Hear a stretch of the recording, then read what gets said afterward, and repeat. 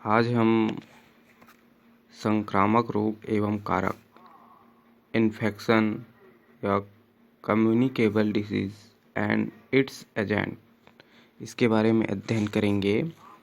तो देखते हैं, अवधि काल के अलावा रोगों को उनके फैलने के तरीकों के आधार पर भी समूहीकृत किया जा सकता है। इसके अंतर्गत संक्रामक रोग, असंक्रामक रोग आदि आते हैं। बहुधा आपको कुछ हिदायत दी जाती है या हिदायत दी जाती होगी कि रोगी व्यक्तियों से दूर रहें, जिससे आप भी उस बीमारी से ग्रसित ना हो जाएं। ऐसा कहा जाता होगा। तो बच्चे को दस्त लगने वाले उदाहरण में हमने पढ़ा कि दस्त लगने का तात्कालिक कारण विषाणु हो सकता है। विषाणु की तरह अन्य जीव जैसे है जीवाणु है, कवक है, कृमि है, प्रोटोजोआ है आदि, ये रोग फैलाने वाले तात्कालिक कारण हैं। इन कारकों से ग्रसित रोगी के संपर्क में आने पर स्वस्थ व्यक्ति भी रोगग्रसित हो जाते हैं। ठीक है, इसे संक्रामक रोग का कारक कहा जाता है। इनसे उत्पन्न होने वाले जो रोगों को संक्रामक रोग कहते हैं, जैसे जुकाम है, टीबी है, हैजा है, प्लेग है, त्वचा संबंधित रोग है आदि, ये संक्रामक रोग के उदाहरण है। तो संक्रामक रोग क्या है कि जो फैलने वाले जीवाणु है, विषाणु है, प्रोटोजोआ है, कवक है आदि, तो इनसे जो रोग फैलता है या एक व्यक्ति का रोग हुआ उसके संपर्क में आने से या उसके आसपास रहने से, या वो रोग दूसरे व्यक्ति को हो जाता है या दूसरे जीव को हो जाता है, तो वो एक संक्रामक रोग कहा जाता है। जैसे इसमें टीबी है, जुकाम है, हैजा है, प्लेग है, त्वचा संबंधित रोग, ये सब संक्रामक रोग के उदाहरण होते हैं। ठीक है, इसको ध्यान में रखेंगे। जैसे यहाँ आपको कुछ डायग्राम दिखाया गया है, इसमें ये है लेशमानिया।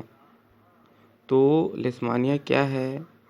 यह कालाजार व्याधि कारक प्रोटोजोआ है। यह जीव अंडाकार होता है तथा प्रत्येक में एक चाबुक नुमा संरचना होती है और विभाजित होते जीव को तीर द्वारा दर्शाया गया है। ये विभाजित होते जो जीव है। ठीक है, इसके बाद ये है ट्रिप्नोसोमा। यह निद्रालु व्याधि कारक प्रोटोजोआ है। इसे तस्तरी नुमा लाल रक्त कणिका के साथ प्रदर्शित किया गया। ये लाल रक्त कणिका के साथ, जिससे आपको उसके आकार का पता चल सके। ठीक, नेक्स्ट इसमें जो दिखाया गया है ये है स्टेफाइलोकोकाई। ये स्टेफाइलोकोकाई जो बैक्टीरिया जो मुहासे का कारक है, 5 माइक्रोमीटर माप की रेखा को दर्शाया गया है ये। ठीक है, इसके बाद ये गोल कृमि एस्केरिस लुब्रिकाइडिस, यह छोटी आंत में पाया जाता है। ये 4 सेंटीमीटर के स्केल के माप होता है। एक वयस्क गोल कृमि के आकार के अनुमान के लिए है ये। ठीक है, तो विभिन्न ये संक्रामक रोग के कारक हैं। ये यहाँ देखते हैं संक्रामक के बाद असंक्रामक रोग एवं कारक, है ना। इस असंक्रामक रोग एवं कारक, अन इन्फेक्शन या non communicable disease it's agent. तो ये है, कुछ ऐसे रोग होते हैं जो संक्रामक कारकों द्वारा नहीं होते, उनके कारक भिन्न भिन्न हो सकते हैं। इन्हें असंक्रामक रोग की श्रेणी में रखा जाता है। उदाहरण के लिए जैसे हंसियाकार कोशिका या अरक्तता, सिकल सेल्स एनीमिया जिसको कहा जाता है। कुछ प्रकार के कैंसर आनुवांशिक असामान्यता के कारण हो सकते हैं। इसी प्रकार उच्च रक्तचाप का कारण अधिक वजन होना तथा व्यायाम न करना हो सकता है। इस प्रकार के रोग में रोगी व्यक्ति से संपर्क में आने पर स्वस्थ व्यक्तियों पर रोग का कोई प्रभाव नहीं पड़ता। जबकि संक्रामक क्या है, रोगी के संपर्क में आने पर वो स्वस्थ व्यक्ति भी रोगग्रस्त हो जाता है, वो संक्रामक है। लेकिन इसमें रोगी व्यक्ति के संपर्क में आने से स्वस्थ व्यक्ति को रोग का कोई प्रभाव नहीं पड़ता। ठीक है, इसी कारण इन्हें असंक्रामक रोग कहा जाता है। ठीक, यहाँ पर देखते हैं रोग फैलने के साधन, means of spread of disease. तो इसमें क्या है कि संक्रमित व्यक्ति के संपर्क में आने पर दूसरे व्यक्तियों को रोगग्रस्त होने की संभावना वो बढ़ जाती है। संक्रामक रोग के जीव जो हैं एक व्यक्ति से दूसरे व्यक्ति तक विभिन्न माध्यमों द्वारा आसानी से फैलते हैं। जैसे संक्रामक रोग का जो कारक है, एक व्यक्ति संक्रमित है दूसरे व्यक्ति को कैसे फैलता है, उसके कारक हैं जैसे वायु है, अर्थात वायु के माध्यम से जो खांसता है छींकता है तो वो हवा के माध्यम से दूसरे व्यक्ति की तक वायु के माध्यम से वो पहुंच जाता है। इसी प्रकार जल है, पानी के माध्यम से वो एक व्यक्ति से दूसरे व्यक्ति में पहुंचेगा, उसके भोजन के माध्यम से पहुंच सकता है, लैंगिक संपर्क आदि के माध्यम से एक व्यक्ति से वो दूसरे व्यक्ति में वो रोग पहुंच सकता है। इसमें न्यूमोनिया तथा तपेदिक जैसे रोग हैं वो वायु के माध्यम से फैलते हैं। ठीक है, जब रोगी व्यक्ति छींकता या खांसता है तो उसकी लार के जो छींटे हैं वो छींटों के साथ शरीर में उपस्थित रोग के जीवाणु या विषाणु बाहर आते हैं तथा आसपास उपस्थित स्वस्थ जो व्यक्ति उसको संक्रमित कर देते हैं, जिससे स्वस्थ व्यक्ति भी रोग से ग्रसित हो जाता है। ठीक, जैसे यहाँ डायग्राम में दिखाया है वायु से वाहित रोगों का जो संक्रमण है वायु से, तो ये व्यक्ति क्या है, अस्वस्थ व्यक्ति। मान लो ये रोगी की छींक से निकली सूक्ष्म बूंदकों का क्षेत्र है, ये यहाँ छींकता है ये, तो कुछ इसके जो बूंदक है वो उसके आसपास नीचे गिर जाते हैं और कुछ है जो वायु के माध्यम से रोशनदान इधर है बाहर चला जाता है और दूर जाके ये गिरता है। तो ये 2 मीटर की दूरी पर ये गिर रहा है, ये 4 मीटर है और कुछ दूरी पर।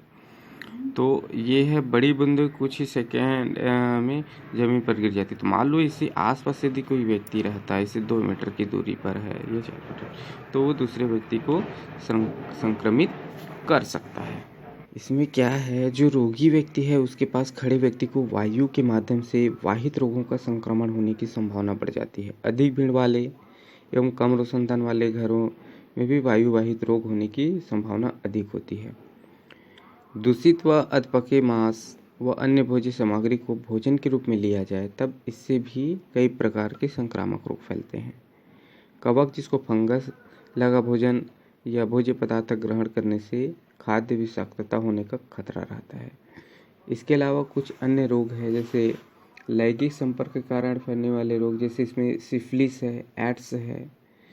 ये एड्स लैंगिक संपर्क के अलावा रक्त असाधारण या रक्त चढ़ाने से, या जो रोगी व्यक्ति है एड्स से संक्रमित व्यक्ति है उसका रक्त बिना किसी परीक्षण के यदि चढ़ा दिया जाता है तो वो अगले व्यक्ति को भी हो जाता है।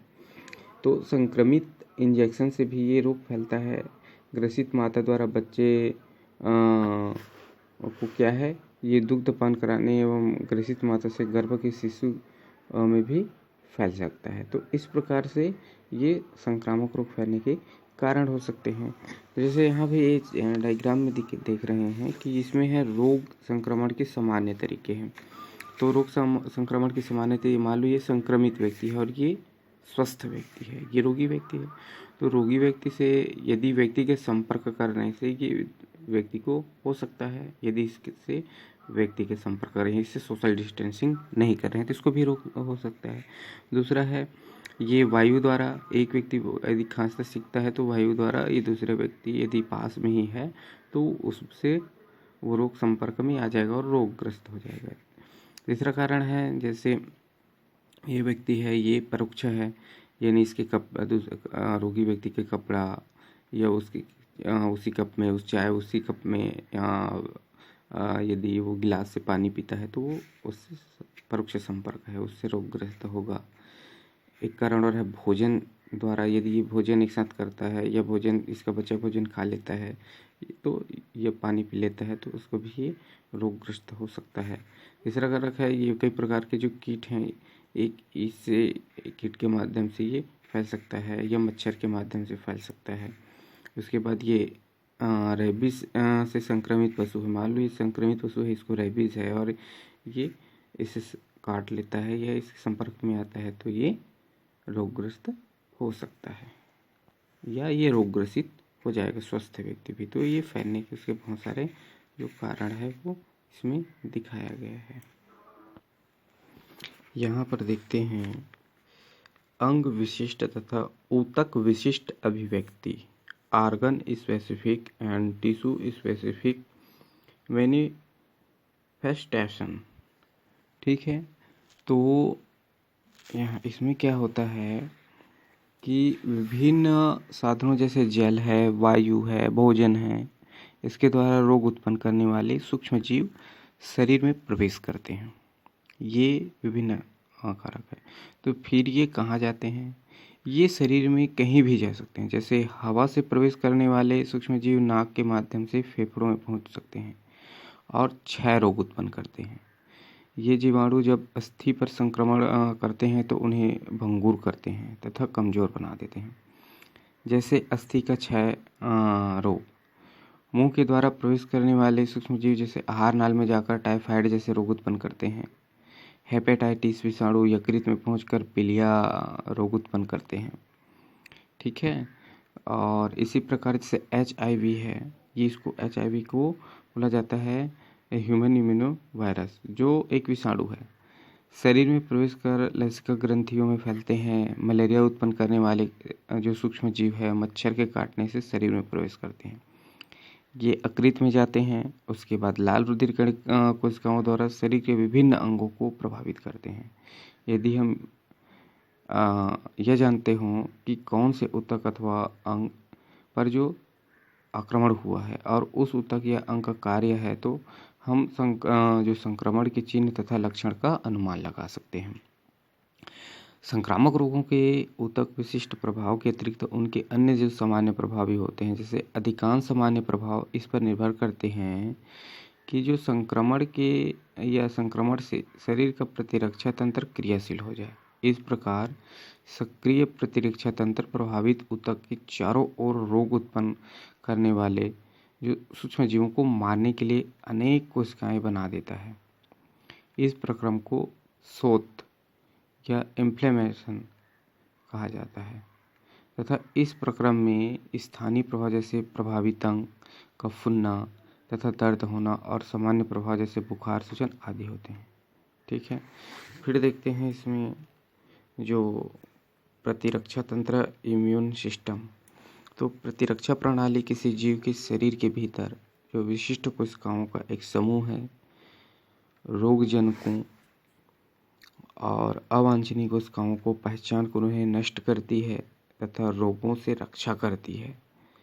यह प्रणाली विषाणुओं से लेकर परजीवी कृमियों जैसे विभिन्न प्रकार के रोग कारकों को पहचानने में सक्षम होती है, किंतु यह जीवों की जो स्वस्थ कोशिकाओं पर कोई प्रतिक्रिया नहीं करती, जिससे शारीरिक प्रणाली सुचारू रूप से कार्य करती रहती है। कुछ अन्य बातें हैं जो ध्यान देने वाली बातें हैं। जैसे कुछ मामलों में जो संक्रमण के विशिष्ट ऊतक अति सामान्य प्रभाव को लक्षित करते हैं। उदाहरण जैसे HIV है, वो संक्रमण में जो विषाणु प्रतिरक्षा तंत्र को नष्ट कर देते हैं, जिससे रोगी का शरीर प्रतिदिन होने वाले छोटे मोटे संक्रमणों का मुकाबला नहीं कर पाता। हल्के खांसी जुकाम से भी निमोनिया हो सकता है। इसी प्रकार आहार नाल के संक्रमण से रुधिर युक्त जो प्रवाहिका हो सकती है। अंततः ये अन्य जो संक्रमण ही एड्स के रोगी का मृत्यु का कारण होता है, क्योंकि वो HIV से हमारा जो इम्यून सिस्टम है वो नष्ट हो जाता है, कार्य नहीं करता। और हमें यह भी स्मरण रखना आवश्यक है कि रोग की तीव्रता की अभिव्यक्ति शरीर की स्थिति हानिकारक जीवों की संख्या पर निर्भर करती है। यदि इनकी संख्या बहुत कम है तो रोग की अभिव्यक्ति भी कम होगी। यदि इनकी संख्या अधिक है तो रोग की अभिव्यक्ति इतनी तीव्र होगी कि जीवन को भी खतरा हो सकता है। ठीक है, हमारे जो शरीर का प्रतिरक्षा तंत्र ही इनकी संख्या को निर्धारित करता है तथा हमें रोगों से बचाता है ये। ठीक है, हम ऐसे पर्यावरण में रहते हैं जिससे हमारे अतिरिक्त अन्य जीव भी रहते हैं, इसलिए कुछ रोग अन्य जंतुओं द्वारा भी संचारित होते हैं या फैलते हैं। ये जंतु जो रोगाणु या संक्रमक करने वाले जो कारक हैं, वो रोगाणु को रोगी से लेकर अन्य नए पोषी तक पहुंचा देते हैं, यानी उसके जो पोषक होते हैं। अतः ये मध्यस्थ का काम करते हैं कई प्रकार के जो जंतु है, यानी रोग को दूसरे तक पहुंचाने का, तो जिन्हें रोगवाहक या वेक्टर कहा जाता है। जो एक जंतु, ऐसे जंतु जो रोग को अन्य व्यक्ति तक पहुंचा देते हैं या अन्य जीव तक पहुंचा देते हैं, इसको मध्यस्थता का कार्य कर रहे हैं, जिन्हें रोगवाहक या वेक्टर कहा जाता है। सामान्य रोगवाहक का मच्छर का एक उदाहरण है, वो कारक है, एक रोग का वेक्टर है। मच्छर की बहुत सी ऐसी प्रजातियां हैं जिन्हें अत्यधिक पोषण की आवश्यकता होती है, जिससे कि वे परिपक्व अंडे उत्पन्न कर देते हैं या कर सके। मच्छर अनेक समतापी प्राणियों, जिसमें मनुष्य भी शामिल है, पर निर्वाह करता है। इस प्रकार वे एक मनुष्य से दूसरे मनुष्य में रोग को फैलाते रहते हैं। ठीक है, फिर हम लोग देखेंगे नेक्स्ट क्लास में रोकथाम एवं उपचार, प्रिवेंशन एंड ट्रीटमेंट। ठीक है, तो आज के लिए इतना ही। Thank you.